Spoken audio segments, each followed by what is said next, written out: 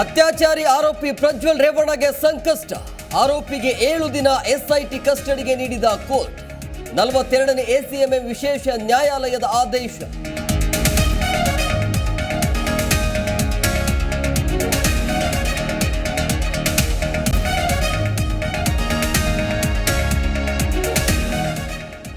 ಕಾಂಗ್ರೆಸ್ಗೆ ಬಿಸಿ ತುಪ್ಪವಾದ ಚಂದ್ರಶೇಖರ್ ಸೂಸೈಡ್. ಕಾವೇರಿ ನಿವಾಸದಲ್ಲಿ ಸಿಎಂ ನೇತೃತ್ವದಲ್ಲಿ ಹೈ ವೋಲ್ಟೇಜ್ ಸಭೆ. ಲೆಕ್ಕಾಧಿಕಾರಿಯ ಕೇಸ್ ಸಿಬಿಐಗೆ ವರ್ಗ ಸಾಧ್ಯತೆ.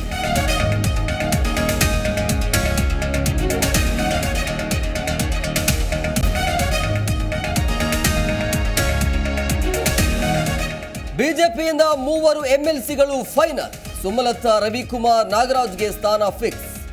ಮಂಡ್ಯ ಬಿಟ್ಟುಕೊಟ್ಟ ಸಂಸದೆಗೆ ಹೈಕಮಾಂಡ್ ಗಿಫ್ಟ್.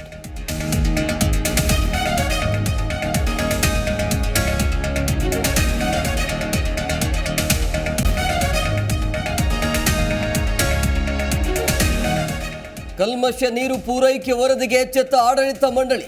ನಿಮಿಷಾಂಬ ದೇಗುಲಕ್ಕೆ ಬಂತು ಓವರ್ ಹೆಡ್ ಟ್ಯಾಂಕ್. ಇದು ಜಿ ಕನ್ನಡ ನ್ಯೂಸ್ ವರದಿಯ ಬಿಗ್ ಇಂಪ್ಯಾಕ್ಟ್.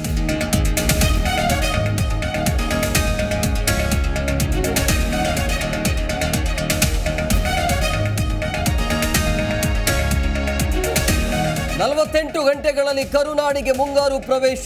ಭಾನುವಾರ ಮಧ್ಯಾಹ್ನದಿಂದ ರೋಹಿಣಿ ಮಳೆ ಬಿರುಸು. ಚಿಕ್ಕಬಳ್ಳಾಪುರ, ಕೋಲಾರದಲ್ಲಿ ಅಬ್ಬರದ ಸೂಚನೆ.